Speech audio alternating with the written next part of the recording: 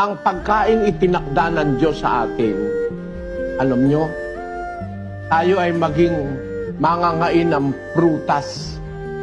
Yan ang unang-unang recommended ng Diyos na pagkain. Kaya ng pag-aralan ng siyensya, ang mga uri ng hayop, because we belong to the animal kingdom. Hindi nga tayo nakabilang sa carnivore.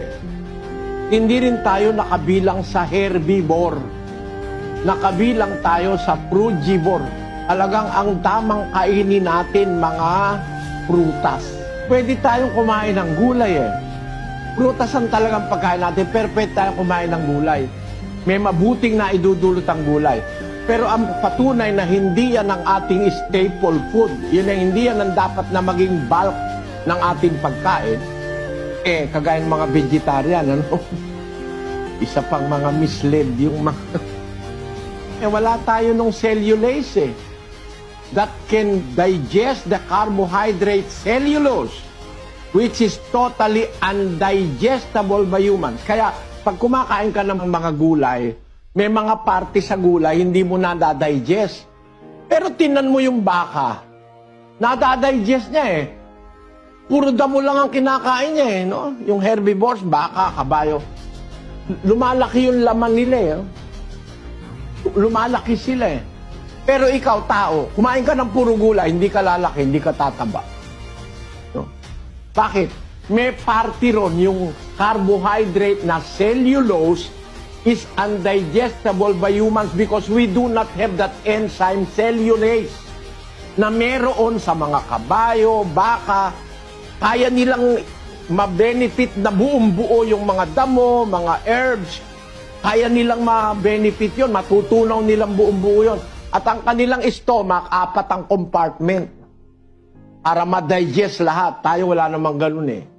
At isa pa, wala tayong cellulase. Pero magandang kumain tayo ng gulay kung gusto nating to stay thin. Gusto nating huwag tayong overweight, kung gusto nating huwag tayong masyadong tumaba, maganda ang gulay sa tao. Para lang mabusog ka. Kasi merong parte ng gulay at saka ng mga herbs na undigestible. Yung mga, kasi meron tinatawag na digestible fiber, merong undigestible by humans. Pero sa herbivores, lahat yan digestible yan. Meron silang cellulase eh. Tayo wala. Pinakikita lang ng Biblia na talaga ang sinasabi ng Diyos sa Biblia, totoo, scientific eh, before na maintindihan ng tao. Hindi tayo carnivore sa dahilang wala po tayong pangil. Ang ngipin natin magkakadikit. Hindi para kumain talaga ng karne, kundi para kumain ng prutas.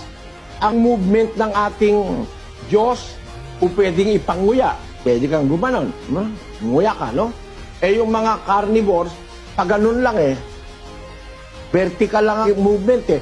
Pangkuha lang ng karne. Tapos hindi na kailangan nguyain, lalapangin na. Tawag doon, lalapangin. Nilalapang ang karne.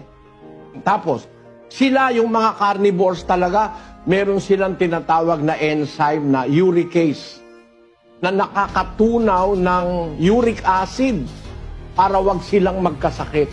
Na i-expel yung uric acid. Ang tao, wala tayong uricase.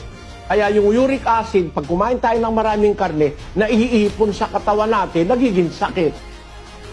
Nagiging gout, nagiging rayuma, nagiging marami. Nagiging mga plak-plak ng mga kung ano-anong nakakabara sa ugat, pati sa puso. Yun ang pruweba, hindi tayo carnivore.